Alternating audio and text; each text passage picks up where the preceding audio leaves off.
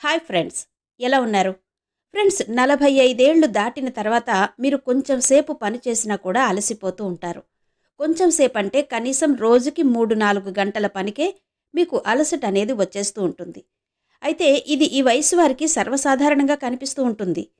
కొంచెం సేపు పరిగెత్తండి, ఇంకా మీరు ఊపిరి తీసుకోవడం కూడా కష్టమైపోతుంది. మీ కండరాల్లో బలహీనత ఏర్పడుతుంది.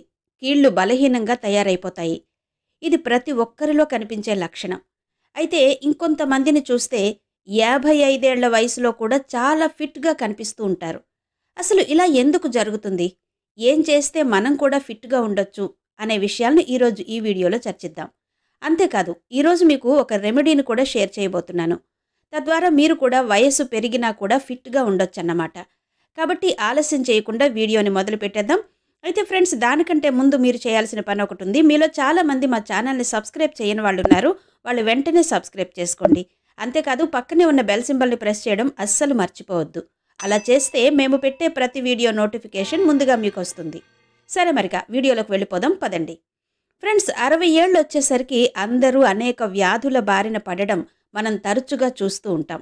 ఈ వయస్సు వారు త్వరగా అలసిపోతూ ఉంటారు. వారికి బద్ధకం ఎక్కువైపోతుంది. వయస్సు భారం మూలంగా తక్కువసేపు పనిచేస్తేనే అలసిపోతూ ఉంటారు. ఏది సరిగ్గా చెయ్యలేకపోతారు. దీనికి కారణం ఏమై ఉంటుంది అని మీరు అనుకుంటున్నారు?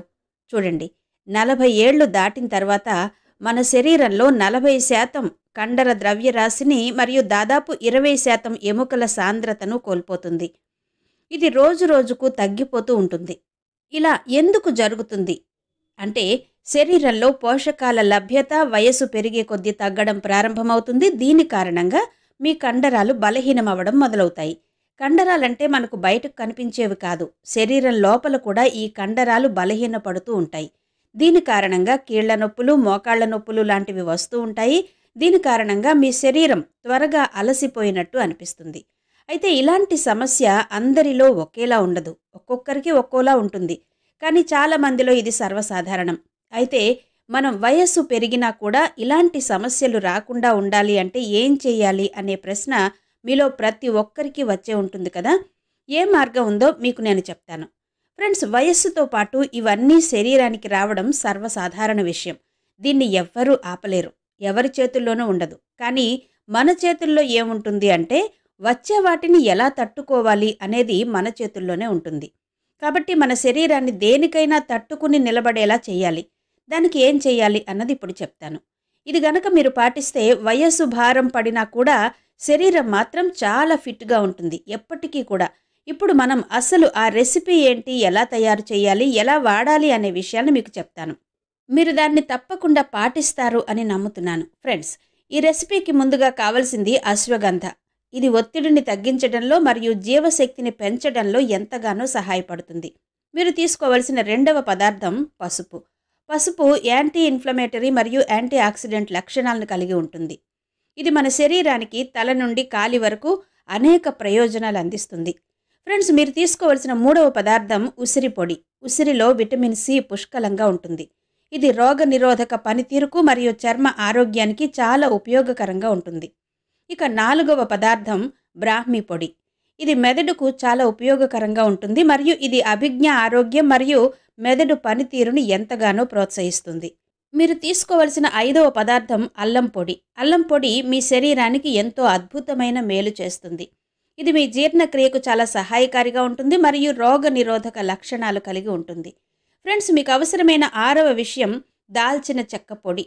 ఇది రక్తంలో చక్కెరను నియంత్రించడంలో ఎంతగానో తోడ్పడుతుంది. మీరు తీసుకోవలసిన ఏడవ పదార్థం మొరింగా పొడి. మొరింగా పౌడర్లో పోషకాలు పుష్కలంగా ఉంటాయి. ఇది మీ ఎముకల ఆరోగ్యాన్ని పెంచుతుంది మరియు రక్తహీనతతో పోరాడుతుంది. ఇప్పుడు మీరు తీసుకోవలసిన ఎనిమిదవ పదార్థం లైకోరోస్ పొడి.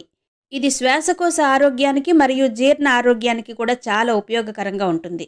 ఇక మీరు తీసుకోవాల్సిన చివరి పదార్థం యాలకుల పొడి. యాలకుల పొడి జీర్ణక్రియను మెరుగుపరచడంలో ఎంతగానో సహాయపడుతుంది. ఇది శరీరాన్ని డీటాక్సిఫై చేయడంలో చాలా సహాయపడుతుంది. కాబట్టి చూసారు కదా ఫ్రెండ్స్, ఈ రెసిపీ కోసం ఏమేం పదార్థాలను మనం తీసుకోవాలో. ఇప్పుడు వీటిని కలిపి రెసిపీగా ఎలా చేయాలో చూద్దాం. రెసిపీ తయారు చేసే విధానం ఫ్రెండ్స్, దీన్ని మీరు తయారు చేయడం చాలా సులభమైంది. మీరు కేవలం ఈ పదార్థాలని సమాన పరిమాణంలో తీసుకోవాలి. వాటిని శుభ్రమైన మరియు పొడి పాత్రలో వేసి బాగా కలపాలి. ఈ మిశ్రమాన్ని గాలి చొరబడని కంటైనర్లో నిల్వ చేయండి. మీరు ప్రతిరోజు ఈ పొడిని 1 టీ స్పూన్ తీసుకోవాలి. మీరు దీన్ని వేడి నీటిలో లేదా గోరువెచ్చని పాలలో మిక్స్ చేసి 1 చెంచా షుగర్ను కలుపుకొని తాగండి. ఇలా రోజుకు ఒకసారి తాగాల్సి ఉంటుంది.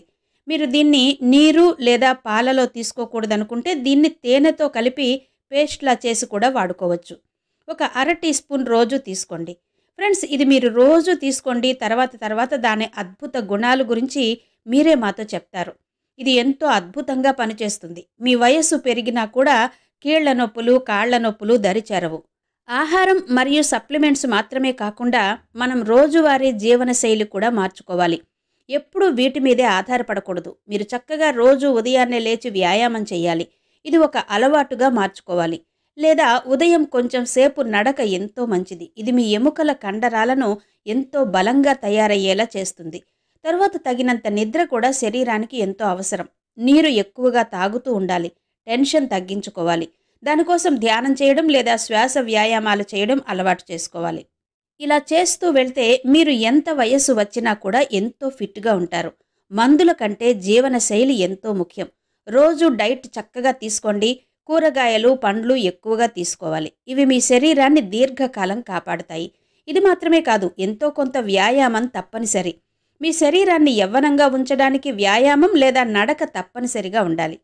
ఫ్రెండ్స్, చూశారు కదా, పైన చెప్పిన విధంగా మీరు కూడా ఈ రెసిపీని తయారు చేసి వాడడం మొదలు పెట్టండి. ఈ రోజు నుంచి, ఇప్పటి నుంచే మొదలు పెడితే దాని గుణాలు వయస్సు పెరిగే కొద్దీ మనకు తెలుస్తూ ఉంటాయి.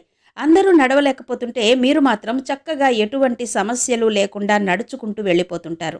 కాబట్టి మీరు తప్పకుండా ఈ రెసిపీని వాడడం మర్చిపోవద్దు. ఫ్రెండ్స్, మరి మీరేమనుకుంటున్నారు? కింద కమెంట్ బాక్స్లో చెప్పడం మాత్రం మర్చిపోకండి. మా ఈ వీడియోని లైక్ చేసి షేర్ చేయడం కూడా మర్చిపోవద్దు.